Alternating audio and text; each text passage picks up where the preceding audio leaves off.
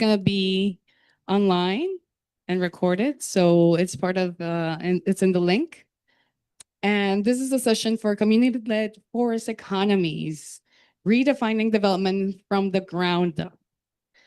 Now, the concept of community-led forest economies, and the camera is right here. So we have to remember that. Yes, the concept of community-led forest economies is a concept, but it's also a partnership. And it's a partnership being led by WRI. And the idea is to bring together Indigenous peoples, Afro-descendants communities, local and traditional networks, as well as civil society, government, policymakers, and of course, investors, so that we can shift the coin, shift the paradigm in terms of thinking about what economic value is when we think about nature and forest and climate and communities. So that's the idea behind it. And today we're going to have a session that's going to be discussing some of the challenges and then some of the opportunities and the visions for making this partnership and this concept a reality. So with that, I would like to invite my colleague, Maya Sekaram, which is our managing director at the Alliance Biodiversity NCF, and she's going to be giving us some opening remarks. Good afternoon. Thank you, Wendy. And I think it's refreshing for a change of the way we are sitting together. And I think it's great that we're not in a classroom style, so we can actually see faces. So thank you so much. So we are Alliance of Biodiversity and CEAT. We are a research science for impact organization, a lot of work in agriculture and biodiversity. And also we increasingly recognize the importance of forest conservation and the rights and the need to work much more closer to the indigenous communities here. So my job is to really frame the conversation and building on what Wendy already said. It's like it's a new concept. It's really about community-led forest economies. I mean, around the world, particularly in this region, we know that the territories, local communities, and they basically weave their culture, their livelihoods, their food security, and their environment all based on the forest and the margins they live on, and they actually make their livelihood out of it. But despite all of this, you all know the numbers, so I wouldn't throw this, but when you look about the markets and what the public and private investment that go into these economies and which sustain these communities are very, very fraction of that. So we really wanted to, with WRI, it's a key partnership with others, also to really shift the paradigm, to really bring about, it's not just about what the food is produced there, but there are a lot of visible economic value things that come from these communities and the territories, like the food, maybe it's handicrafts, the food they produce, or non-timber products that come from these communities. But in addition to that, there are a lot of things that doesn't have an immediate monetary value, the water, the carbon, and the biodiversity. So this concept, we're really wanting to bring more value to these rather invisible aspect. And in one of the previous panel, one of the panelists mentioned that they talk to the communities in terms of invisible fruits, because communities often doesn't understand why there's a value for something that they can't see it. So changing the conversation and shifting that space into kind of really more in what this means to kind of community-led forest economies. So it's not the economies goes beyond tangible, visible things that has a monetary value, but also goes to other things. And where we come into play, the biodiversity and CEAT, is to really bringing the public and the private sector investment and bringing more partnership to see how we can leverage more investment that can go to this community so that their economies and the forest-led, the community-led forest economies are much more valued. I want to just finish by saying that it's really to go from, what the transition is from, we often talk about rights, right? I think it needs to go beyond rights to recognition and redistribution. And the participation is to really go from simple participation and co-design to co-governance, because they are the owners of the territory. They understand their ecosystem. They understand the aspect that is monetary and non-monetary values. And also the just simple from projects to more of a long-term economic systems. And so we're absolutely thrilled to work with WR and other partners to really making sure we bring science to the table, and also we bring, interesting and new innovative partnership, particularly from the finance angle, to leverage these economies and actually thriving, and where livelihoods are deeply respected and respectful to the nature as well. So with that, Wendy, I'm handing it over back to you. Thank you. Thank you, Maya. So we're going to have a different session, as Maya mentioned. We're going to do a fishbowl type of dynamic. And I'm going to ask 4 of our speakers to sit here at the center. And I'm going to ask a single question. It'll be nice for them to share their experiences from their regions, their locations, from the work that they have been doing, the communities that they have engaged in, and basically hear from them what they think about some of these questions that we're going to ask. First, I wanted to actually share with you guys a little bit the concept of community-led forest economies and what do we refer when we say that, right? So what we consider community-led forest economies are territorially rooted economies led by indigenous people, Afro-descendants people, and local communities.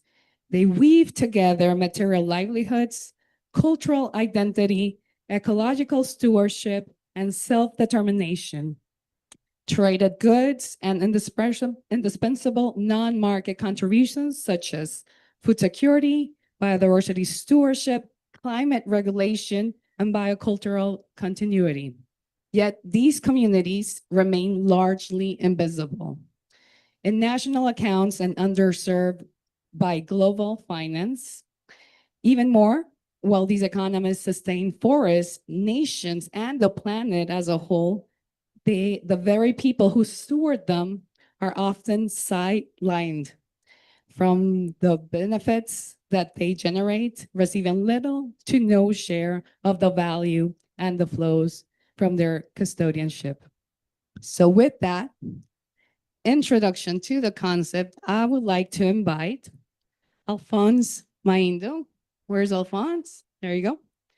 He's a country program director of Trapembos in DRC. Also, Cecile. Cecile Dejavet, president and founder of the African Women's Network for Community Management of Forest. Thank you. Vinicius, if you want to join us. He's program director from the Instituto Arapayo. And Arief Wijaya, managing director of WRI in Indonesia. So here in this panel, we have representation of tropical forests in the 3 different regions we have in the Amazon Basin, the Congo Basin, as well in Indonesia. So I'm going to start with the first question. And we need the other microphone. There you go. Okay. Under a community well-being, and particularly with the food security lens, so there are many forest products that are commercialized for monetary gain. As we know, there's acai, there's fish, there's timber, there's carbon, and are kind of dominated by intermediaries who then end up having the most benefit in terms of profits. Sometimes if you hear from these parties, they claim, well, it takes a lot of money to go to these regions to bring those products. It's very costly. So that's why they crank up the cost of those products. But really the benefits, the monetary benefits, do not reach the communities.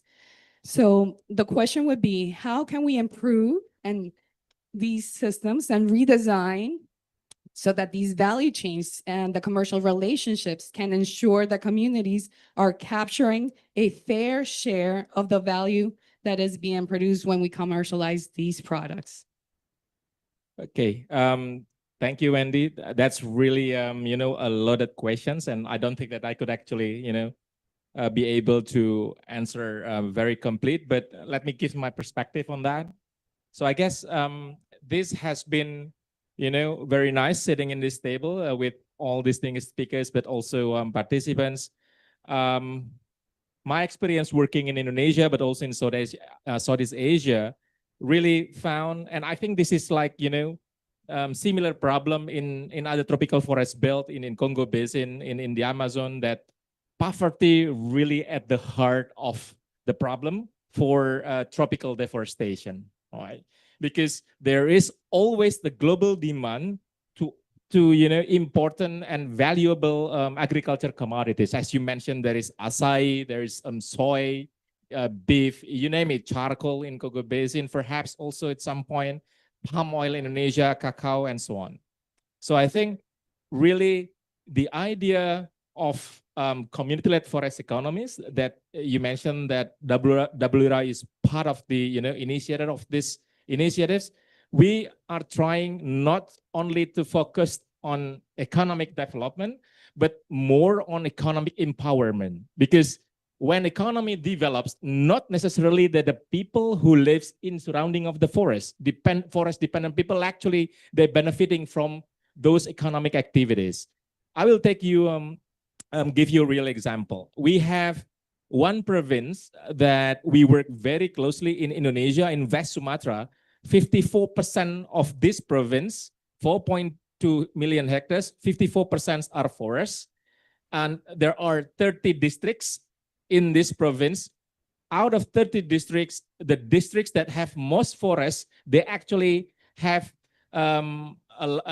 more contributions to the provincial economy. But at the same time, the people actually poor. This actually reflects that even the forest-rich districts in this particular province, although they have, more resources and then to get income, but the local people are not necessarily benefiting from this. What needs to happen, based on our experience working there, is at least three things. One is actually incentive, really shifting the power of the local people. When I say shifting the power, is that they have the asset, but they are not necessarily having the access to their assets. So needs to really focus not only on economic development, but economic empowerment. A second is that, as we know, if we focused on small, medium enterprises, the problem is really basics in all of the regions. One, lack of finance, lack of capacity, lack of continuous product, lack of product quality, lack of market access, and so on. So aggregating demand, aggregating supply from smallholders is actually very important. In West Sumatra, in this province, having a powerful smallholders, farmer cooperatives to work together can increase their income by over 20%. And the third is, of course, the incentives from the government. This is really key because, at least in Indonesia, we have so-called farmers price index. So the government always measure how much of the money actually the smallholders spend for basic livelihood, for production, compared to the revenue. So when we compare this, we can see whether there is enough incentives or benefit from getting revenue by the farmers for them actually to fulfill at least their basic needs and the requirements to do a basic process in their agriculture commodities. I think I'll just pause there. Fantastic. That was very clear. Those three axes of interventions could be very important, very useful. Sure. So first of all, thanks for inviting us. It's a pleasure to be here with you all and exchange a bit. And I'm learning quite a lot. You laid out perfectly, you all. So I'm Vinicius. I'm from Arapiaú Institute. We work here in Brazil. We are a private not-for-profit philanthropic institution. And we work basically on developing models that are just sustainable, low carbon, and that can scale. And that is a key piece on what we do to bring things to scale. And scaling in many forms. It can become like working with the private sector with big projects, but also bringing together a lot of smallholders, which then it makes a scale as well. And we do basically work by fostering networks and putting people together to collaborate, as we view complex challenges are not going to be solved alone. And so we try to put people together and not to get on consensus, but to converge where we can. And that is a key piece on how we do the work, because we try to put like the private sector, the public sector, producers, the civil society together at the table, and explore what can be done, knowing that none of them are going to agree on everything, but we might agree on key pieces that we can work with, and breaking down to small pieces, then it's easier for us to do the other half of what we do, which is to test proof case, and try to bridge the gap between all players. And so to get out of the abstract and go into concrete, so we have a lot of experience with smallholder farmers in that work with the cacao value chain, one that you mentioned, in agroforestry systems. So we used to be one of the biggest producers in the world. We are not anymore. But we have about 95,000 smallholder farmers working in cacao. 75,000 of those probably are in smallholder farmers and working in agroforestry systems. And so for us, as a philanthropic institution, it's great to work with smallholder farmers, the ones that need it the most, with the chain that not only have cacao, but they have açaí, cupuaçu, and other fruits and other crops together with it. But in a model that conserves forests. In Bahia, it's a model that conserves the forest, the Atlantic forest region. But in here, in the Amazon region, which it's where it came from, it's widely used for restoration, and it's mainly produced by smallholder farmers. So for us, it was a no-brainer. And since it is a commodity, then it can generate wealth for the regions, right? And so what we did is to break down into pieces and start working with the enabling environment. So first, bringing in the public policy, bringing in the private sector to try to see where we could connect everyone and break them into pieces, trying to listen to smallholder farmers and see where the gap was, and then start working in each piece. The first that we started was to do the economic modeling, to look how cacao was being produced, with what, and see what markets could be bridged with this production that was done. Start working with carbon, with biodiversity as well, to see whether we could improve income of smallholder farmers. The second one was the differentiation and trying to find premium markets so that we could increase the income for smallholder farmers with the differentiated cacao. And it worked quite well until recent days where prices boomed, but we're still working on it. And the third one is credit with technical assistance, which is like, we have to increase productivity, we have to increase production. And together with credit and technical assistance, we try to bring in public policy, we try to build cooperatives, we try to pull together producers so that they can have more power to negotiate on inputs, to negotiate. We're trying to focus on agroecology, but we know that some might go on conventional. And so it's like bridging in, trying to make them purchase with a lower price, sell with a higher price, and bring the power to smallholder farmers, which is the main public that we work with. We're trying to develop financial mechanisms, but we're trying also to connect them with public policies. And with that, we're trying to empower them to make their own decision, always listening to smallholder farmers. I'll stop here, not to monopolize everything, but that was great. And so from that, I think that a couple of key points, the fact that you have strategies that are looking at diversifying the economic gains in many ways, the fact that you're bringing to the table the farmers in this case, so being very inclusive, and then taking advantage of the policies, the existing policies to make that happen. Yes, thank you very much. I think if I listen to what I hear, I think there are some similarity with what we can do in our region. I mean, in Congo Basin. I think the first point I would like to raise here is about the added value for the product, because mainly the communities they are selling only raw products, so or little first process. So I think we need to really develop the value chains and people can make proceed this process the product from the forest, from the agriculture.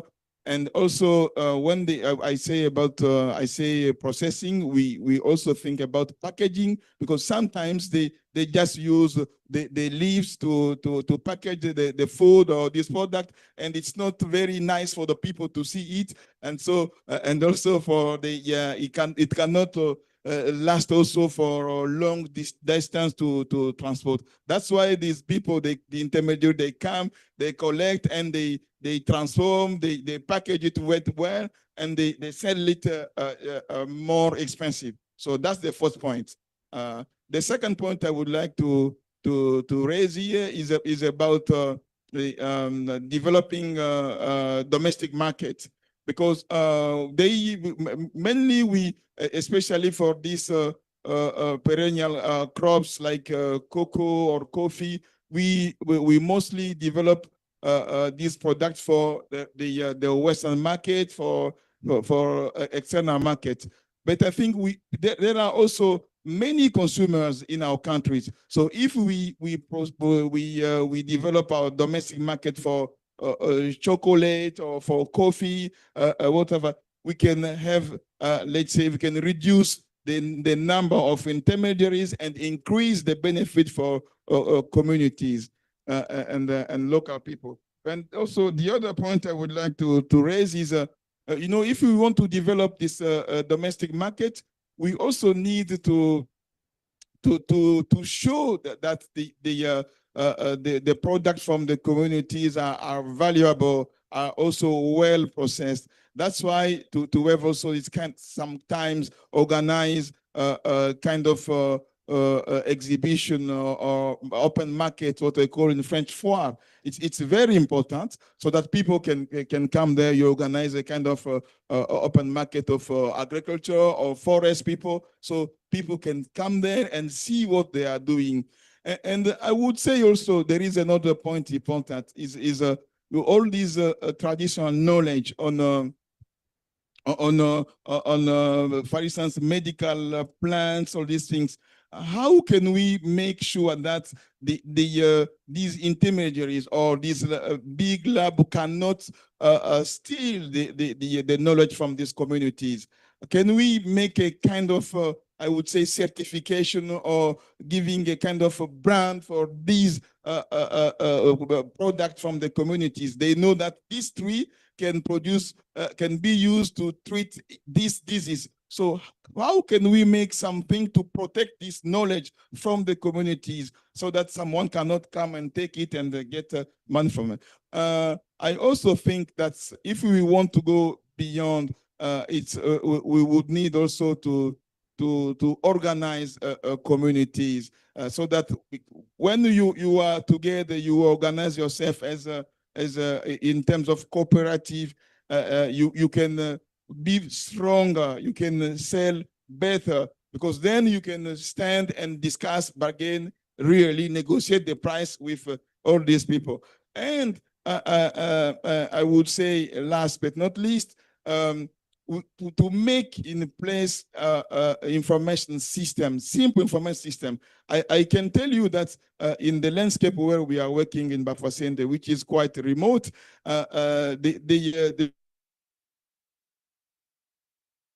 they are trying to make benefit using only the cell phone.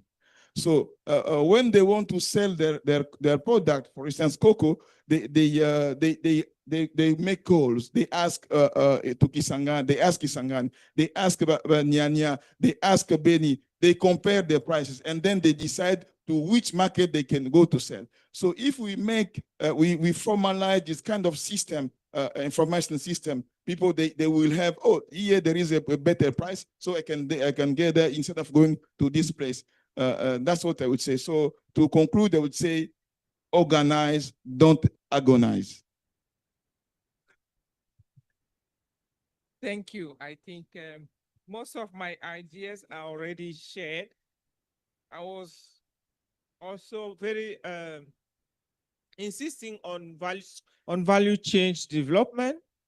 So building the capacities of local community in the value chain, I think it's something that will help them to avoid many intermediaries. Anyhow, they will need intermediaries, but maybe not that many. So that one. I also have an idea of, and it came after a visit, a field visit a few years ago in Vietnam, where communities have built partnership with local private sector, very small and medium enterprises, and they have built that partnership. The small and medium enterprises have to train them in all the value chain, as I was saying, from the production on to the processing, and they conclude also a market. It's also closed because the product will go to the small and medium enterprise. But the price is really based on what is in the market, and it avoids communities to go here and there. They build that partnership, and it's like, you know, it's sustained and it's sure. And the enterprise bring in technologies, training, and we see it like it was within the FFF field visit, and it was really bringing an added value of the in the product and in the value chain of those communities. So I also thinking that maybe it could be a good example to see, to pilot and see how it can get up. So the value chain and that those small, very local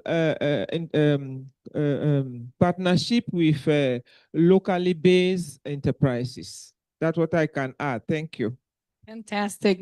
Thank you so much. Lots of ideas. You know, one of the questions that I wanted to ask you was some examples, but I think you guys have provided very concrete examples of how you can develop, either make use of policies or strategies, associativity, where you can then aggregate value and be able to have increased gains.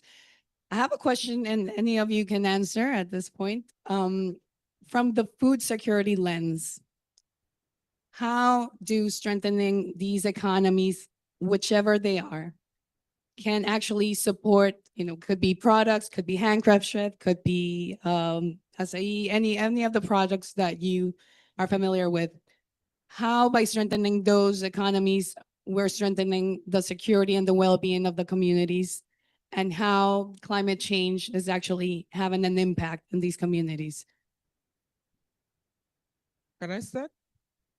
Yeah, in our communities, we do that. And what we do, I do that with women, and they opted for agroforestry system because they have realized that when they mix trees and food crops, the fertility of the soil is improved and the production also is improved. And in the market, they also have like, a better value because they know it all is organic and there is no fertilizers. So I think we have it in Cameroon, in Benin, in Togo, in Cote d'Ivoire, and it's working very well. And women have been able to improve their production.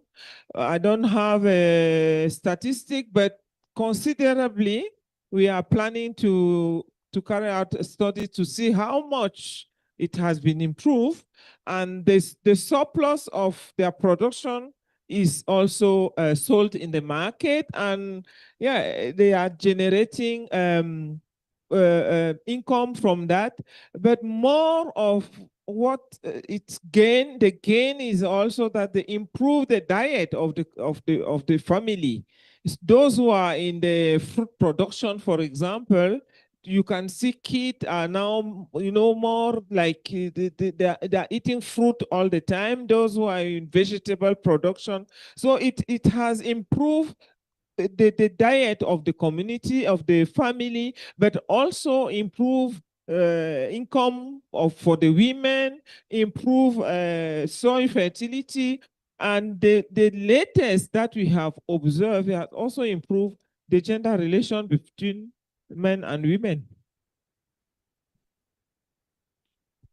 Yeah, that's one is very, very great, because I have one example in Bafoussam, the landscape, where there was a lady, when we started supporting community on agroforestry based on cocoa, mixed cocoa and banana, she immediately integrated the system, but her husband says, no, this is a loss of time, a waste of time. You should not spend your time, because the space where she had to go to grow the cocoa, she had to walk 4 kilometers. So it was quite challenging for the family.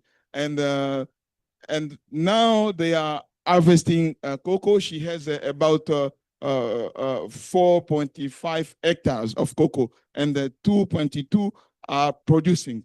And fortunately, the production started when the cocoa price on the market rise. So, and now the husband is very happy because the wife is supporting the household, paying school for the children, also all different fees. And the men say, oh, thanks to Tropon Boss, he also integrate the system. And now the husband is also making his own farm to grow also cocoa. So what I would like to say, this system we are making in terms of agroforestry, combining not only these perennial crops, but also other like trees for fruits in the villages, and also some of the trees that can host caterpillars, because in the region, people they used to eat caterpillars, and it's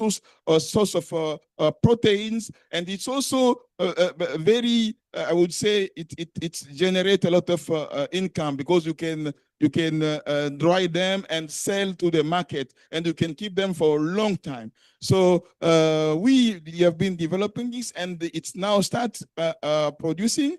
And we also combine with, we support them to diversify. And some of them are also producing honey, and the other one are producing also fish and cattle also. And when they combine all these different activities, it provides not only food security, but also better livelihood and increase income. I can tell you, for instance, for the people who enter the system, both youth and women and some men, the ones who diversify now can tell you that their income has been multiplied by 10 or 5 at least for most of them. Thank you. Well, so a few things. Since we work in Brazil, and Brazil is a huge country, we do have like a very diverse sort of like a smallholder farmer and production systems. Although the regions that we work with that are the Amazon region and the Atlantic Forest region, both are we have a lot of agroforestry systems with a few diverse crops being cultivated in it. So you do have a few things that people they use to eat, but they also sell it. And when they sell it, with what we monitored in the cacao agro systems, we did see like an increase in productivity of about 30% when they get the credit with the technical assistance. And with that, they increase their income. And we do have the data, and women tends to do better than men always. The agroecological system does better than the conventional system. We have the data for that as well. And so what we're seeing is that if you apply the resources, and if you have the exchange, not only it's not a technical assistant that goes there and tells what the producer should do. It's like the one that exchanges with the producer and listens to the producer, and then establishes what is going to be done together. And with that, we are seeing these results, like increase in income, increase in productivity, the diversification of crops that are being cultivated. We also have like cassava, we have bananas as well. And with that, people are also eating better. Like they're trying to produce different things. They are eating better. They are providing better for these municipalities, which is also awesome. We do have, there was a study launched here, I think, earlier this morning by Professor Ariuson on food systems. And one thing that another professor from Brazil is like saying quite a lot this year is about the, I don't know how to say it in English, but it's the monotony of eating. So it's like Homogeneity of food. yeah. Yeah. So so you only eat a few things, and you have a few things in the diet, and that mostly happens in cities, and it's where we have to improve. We haven't done much on that yet, but what you're seeing in rural communities or in these municipalities that are closer to the forest and that have these systems, they eat better than what we do in cities, and so with that experience of improving income, they can buy better things. And by having other things being produced locally and reaching these local markets, then they have other things that they can eat, which is better for them, it's better for us. And what's like the most important thing for us is that we are generating income health for the ones that need it the most. So we have people on the center, we are keeping forest standing, and we are like recovering forest as well. So yeah, that's our experience. Okay, thank you, Wendy. So I think I'll just give the real example. Just less than a month ago, I was in Papua. Papua is the most eastern part province in Indonesia that has 34 million hectares of areas. 95% are still forest cover. So you can imagine the people is still very indigenous, right? 90, if not 100% of Papua land is actually owned by local indigenous peoples group. They are still, of course, very poor compared to other provinces in Indonesia. The Human Development Index also among the lowest compared to other provinces in Indonesia, like in the central and western part of Indonesia. When I was there, there is this local university. Actually, they give a presentation which is very amazing. Indonesia right now, the current president has a priority for giving 80 million people, mostly actually school children, the program similar to Brazil, free lunch program. So free meals program for school children. And the target is very ambitious, to feed 80 million people 3 years from now. So what happened in this one district in Papua is that they have a local program called all-day school program. All-day school program, basically, if free meals program only give one time during lunchtime for the school children, this is actually three times of meals from morning, during lunch, and then dinner. So the school also, wash the school uniform for the school children, because the teachers does not allow the school children, the pupils, to bring the school uniform home. Otherwise, it will get dirty. And the reason why is actually they keep the school children at school until, let's say, not evening, but until dinner time, is because if the school children actually went in the afternoon, their parents will ask them to work in the agriculture field. The interesting thing is that this 3 times meals every day for this one district, funded only by the local state budget, it actually uses very local food, like starting from sago. It's not rice, but sago, and then the protein coming from the plants, but also wild boar and so on, which is actually still very abundant there. And it's actually cooked by the youth and the women groups there around the school. So if I see that, of course, WRI also we have this FOLU program, the Food and Land Use Coalition, whereby we are trying to improve the food system globally. I think the issues of the food security, as you mentioned, because food security is also one of the priorities of the Indonesian president, is not only about the food supply. It has also about the affordability of the food. It's also about the access to the food, but also knowledge for the people to cook, to prepare a nutritious food. So this all-day school program, when this professor actually told us about what is the price, what is the cost, it's actually less than half of the national free meals program if this can be implemented all around the country. So you could imagine, again, I will say it's not only about economic development, it's economic empowerment. So, you know, and what about the impact to climate change? Of course, by shortening the food supply chain, utilizing only the local food, then for sure the carbon footprint is, you know, significantly reduced, right? And I think the knowledge of the local people will improve, and the security, the sustainability of the environment, if it is used sustainably and it benefits to the local people, of course, the local people or the indigenous people will even guard and maintain their forest, surrounding forest even more. I think I'll stop there. Thank you. Thank you so much. And let's give, with the rain, a round of applause for this first round of speakers. Thank you so much. And we're going to invite the next round of speakers with the rain. And Marcio Aya, please, from Forest Trends. He's the Director of Territorial Governance. Humberto Gomez, Thematic Leader of Productive Restoration from Trapendros International.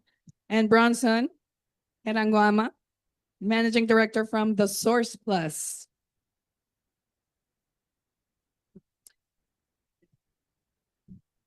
What's that? Yes. So we're talking about forest-led, community-led forest economies. So let's talk about the economics a little bit. My question to you guys would be, what is it that makes these communities so invisible to existing financial systems, and how we can change that? What financial instruments, mechanisms, policies can be put in place to strengthen these communities through their value chains and the products and the services that they render?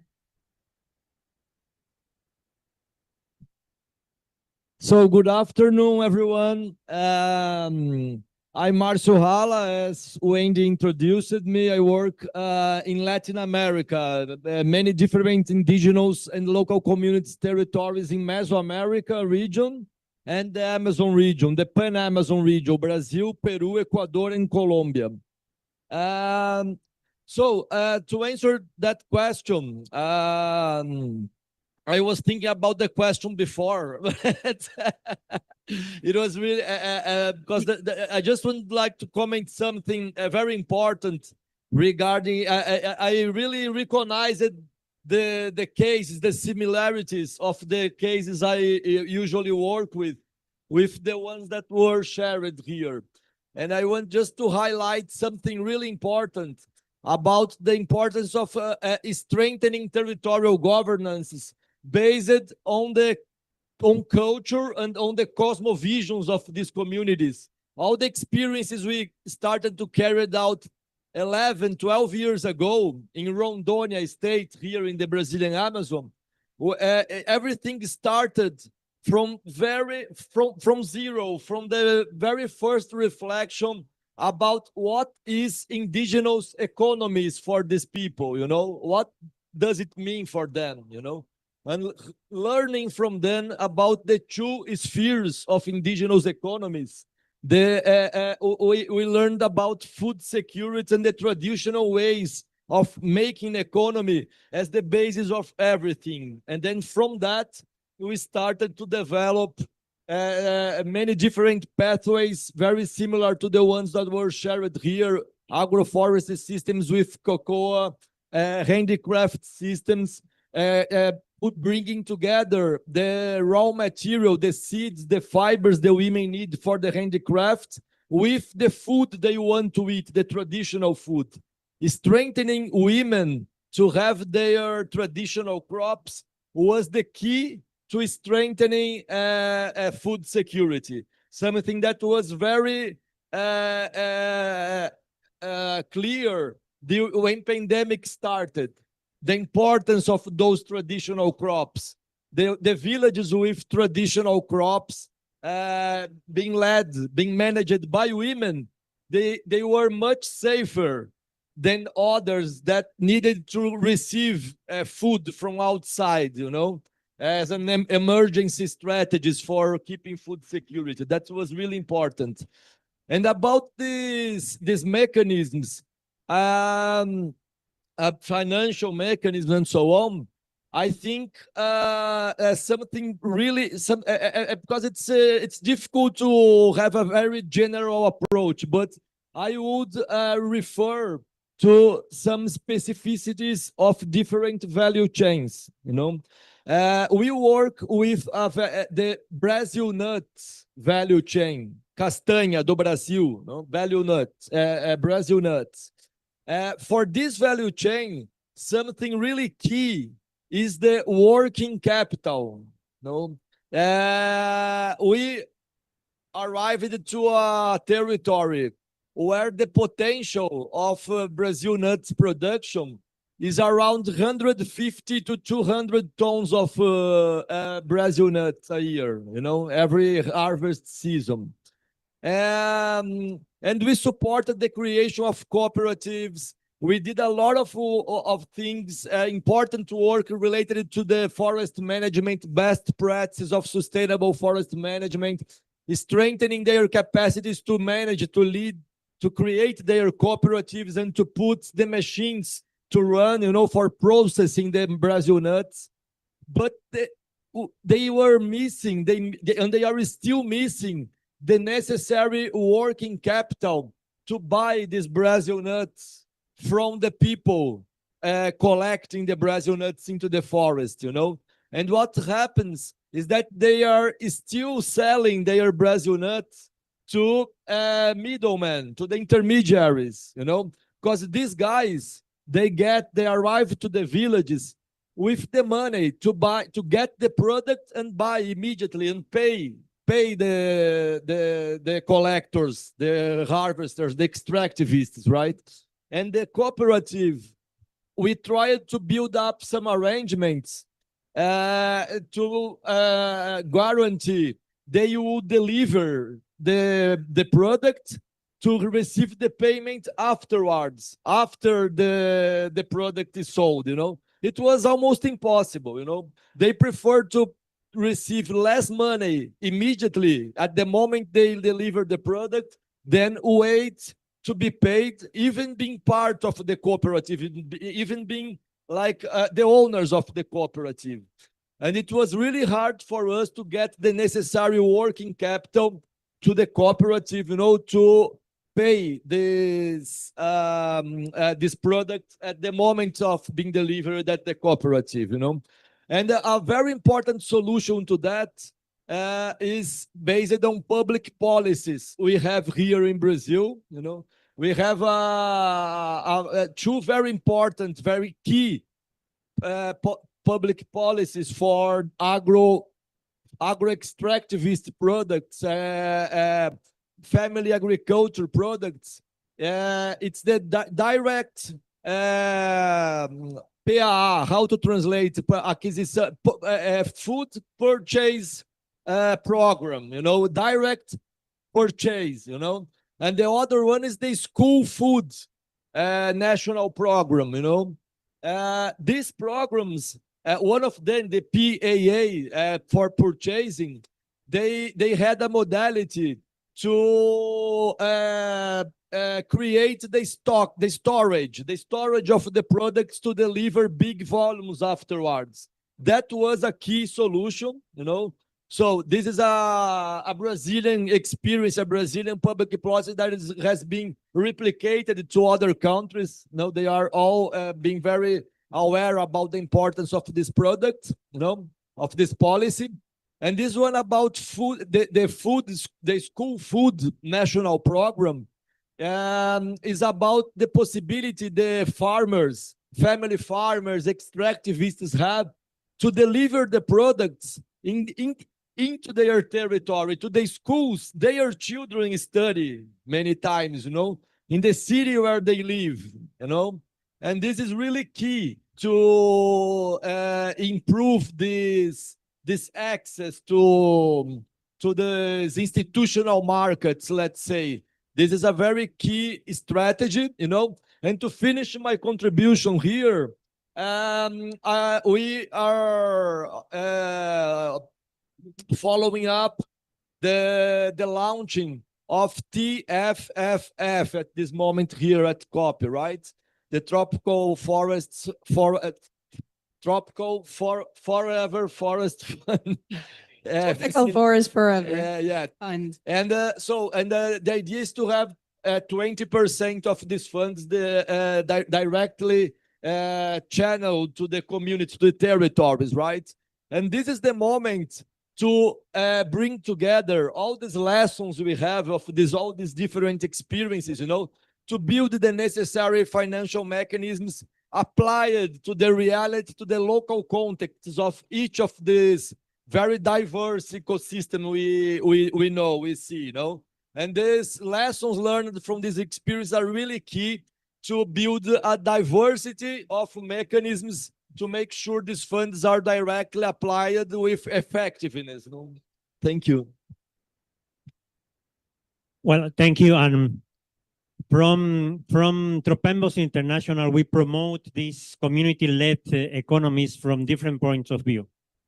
One of them is to join this economic development with restoration.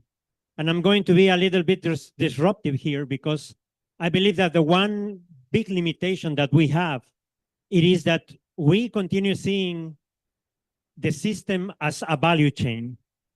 And the production systems of indigenous people and local communities, it is not made in a logic of a value chain. It is made in a logic of diversified production.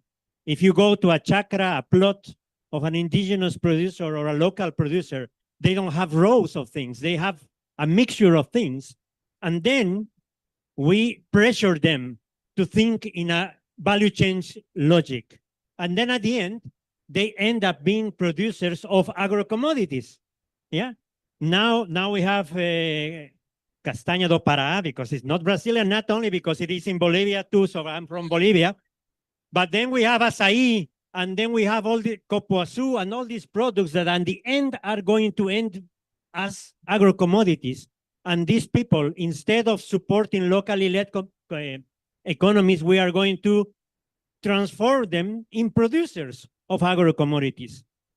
So I believe that one thing that we must do is to try to rescue a diversified production system that is related with food security too. Yeah. The worst thing that we can do is to promote acai and then having these acai producers buying tuna fish in a can.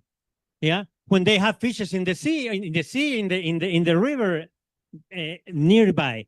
So I believe that one thing that is important that when we promote these locally led economies is that we must think in systems that support a productive system and in a way to produce that is diversified and is based on the view that the indigenous people and local communities have and know the way that we see the world. The way that we want our acai ice cream, but if we talk about other fruits, other products, we don't know about it. Yeah. So one thing that is important and one thing that we are promoting from this, with this idea of this restoration, participatory productive restoration, is to work with them in these systems, work with them in that diversity and do a thing that is really complicated in the market, that is to create market and not to follow the market. Now the trend is acai, and then the trend is cacao, then the trend is copoaçu, and we don't know what is going to happen, but that at the end we will commodify all these products. And I believe that we should try to aim to try to build up this system that is based on food security and is based on a way of seeing all these diverse systems and all the diversity that we want to keep and maintain in the same way. I know it's challenging, and that is why I was saying that I will be counterintuitive, because we always think that we need to see what the market is asking and then we have to go down. But I believe that one failure that we are promoting at the same time is to think this in a value chain view only. Maybe it's not the only way, but we must think in a more systemic system point of view. And that is the way that we are promoting these restoration systems that started with cocoa, started with coffee, that started with these products that are going to, well, to give tract to the systems, but moving towards a more diversified system that can bring the people more security, more resilience, and more food security, that I believe it is important. And yes, just to remark one thing, yeah, the food security of the people is in the women's hands. It's not in the men's hands. Labor power, it is in man's hands, but the security, the food security of the families, it is in women's hands. And women's manage the systems in a diversified way. They are not cocoa growers, banana growers, or acai growers. They grow whatever they have. They have the seeds in their hands and they throw it. And whatever it grows there, it is the thing that they consume. Thank you. Thank you very much. First, I'm honored to be here today with you and enlightened. So, yeah, perfect. So, yeah, thank you very much for that. I hope I'm audible now. So today, as you live here, I want you to leave with one question. And this is how we see in terms of policy, community forest, and all that. Are your communities or your farmers you're talking about, are they bankable?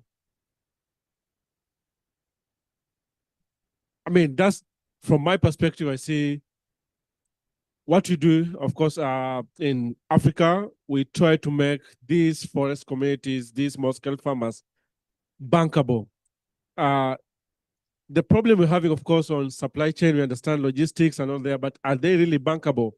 Because what we tend to do is we have products, it's a goods of exchange. We have a exchange of goods.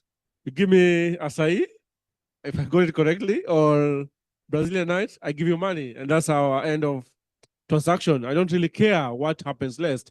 And with this now in mind also, farmers sometimes, they tend to go with trend because what they need is investment in what they're doing. If they're looking at cocoa or palm oil in Africa or acai in Brazil, they need money in the pocket. They have family to feed. And with the climate change right now, things are becoming challenging in every day as we go on.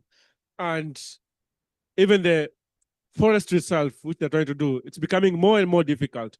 And as a result of that, by instinctively, we tend to move on to something that can bring food on the table quickly. And that's because we are not really bankable and we're not making our communities bankable. And that's actually, we need to have much more policies towards bankable community, develop resilience. And one of the key things we do with our communities, community forest, is to ensure that they have insurance within what they're doing. In case weather patterns comes in and the climate change affects them, they don't have to reset the clock and start from the bottom. They just have to pick from where they left and they go on. And this also comes in as a commodity because once we get commodities from them, so what we also do on as part of what we do, sorry, I missed out this, is we do focus on alternative generating income activities, AGS, whereby we have, as he mentioned, they're doing cocoa and banana. So, I mean, banana is the alternative income. So we look at that, how can you blend in? And there's a good model that was done in Brazil on agroforestry, which is syntopic agroforestry.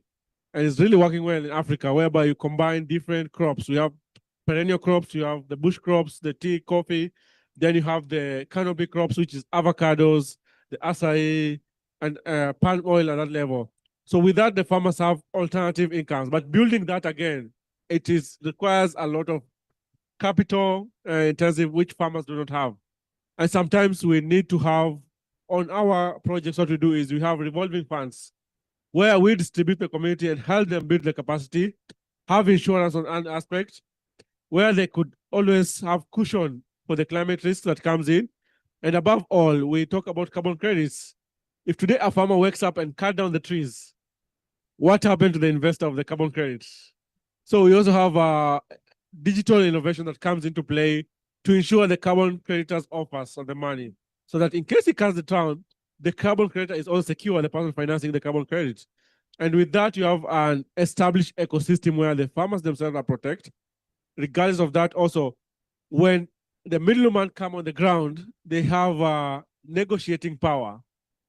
Why? Because they are bankable. They have money.